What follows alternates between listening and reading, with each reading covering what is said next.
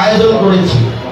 এইখানে আপনাদেরকে একটা কথা বলা, উনি আমার নেতা বারবার করে বলেছে যে এইখানে অনেকের নাম আসবে, কিন্তু যাচাই বাছাই করবে কমিটি আছে এবং এই ওয়ার্ডের সভাপতি, সেক্রেটারি, সাংগঠনিক সম্পাদক, যুব দল, ছাত্র দল, শ্রমিক দল, তাদের সাথে সমন্বয় করে আমি মনে করি আগামী দিনে এই ওয়ার্ডের স্বেচ্ছাসেবক দল গঠন করা আমি মনে করি অতি জরুরি।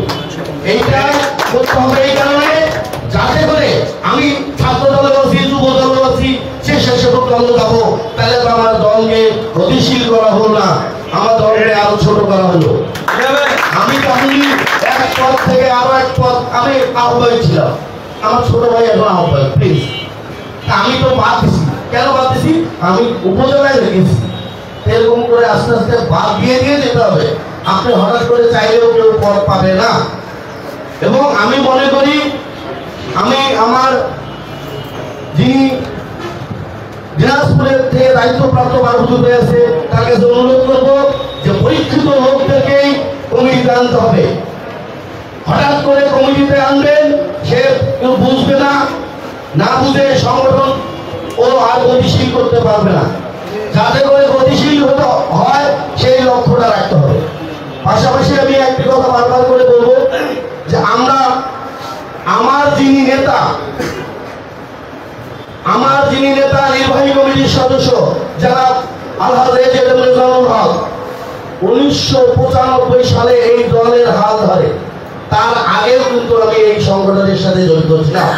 আমার নেতা, আমাদের শিক্ষাগুরু, এই দলের প্রতিষ্ঠাতা সভাপতি মরহুম শামসুদ্দিন আহমেদ স্যার আমাদের তিলে তিলে ছাত্র দল থেকে আমরা আজকে মূল দলে আসছি। এই আমার আর এক নেতা যিনি এই বিএনপির হাল ধরে আজকে 13,000 ভোট থেকে 2 লক্ষ 2.5 লক্ষ ভোটের আমাদের যে করছে, উনি তো আমাদের অনেক আগেই এমপি হয়েছে, কিন্তু আমরা ঘোষণা পাইনি। কারণ স্বৈর শাসক এই শেখ হাসিনা আমাদের কোনো পাক স্বাধীনতা দেয় নাই, সুযোগ দেয়। আমরা সেখান থেকে মুক্ত হয়েছি। আমাদেরকে এখন কথা বলতে হবে এবং আপনাদেরকেও জানতে হবে যে আগামী দিনে এই আসনকে যদি টিকাইতে হয় আমার নেতা রেজাউল হকের বিকল্প নাই।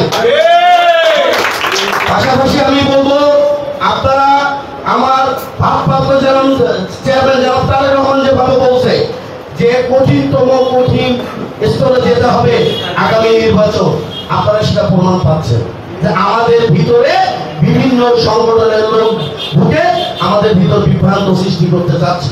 এটা যাতে না হয় আগামী দিনে আমাদেরকে ঐক্যবদ্ধ থাকতে হবে। এবং আমাদের যিনি এই দলের হাল ধরেছিলেন আমার মা বেগম খালেদা জিয়া, ওনার চেয়ে বড় কষ্টদায়ক, বেদনাদায়ক, ওনার মতো জুলুম কারো উপর হয় নাই। আপনারা বাড়িছাড়া হয়েছে, আমরা এমনি বাড়িছাড়া হয়েছি। ওনার বাড়ি ঘর ভেঙে দিছে, ওনাকে বের করে দিছে এই জালিম সরকার। তাহলে ওনার যে নির্যাতিত কেউ আছে?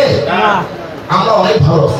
তার ছেলেকে হারিয়েছে, সে এই দলকে ভালোবেসে সে বলছে এই বাংলাদেশ আমার দেশ, এইখানেই আমার জন্ম, এখানেই আমার মৃত্যু, আমার কোনো বিদেশের প্রভু নাই, আমি বিদেশে যাবো না। এইটার কথা মনে রাখতে হবে।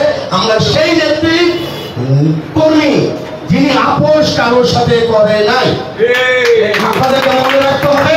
আমি কথা যেহেতু একটু বেশি বলছি, আমি জেলা কমিটি এবং আমাদের স্থানীয় নেতাদের কাছে মাপ চাচ্ছি।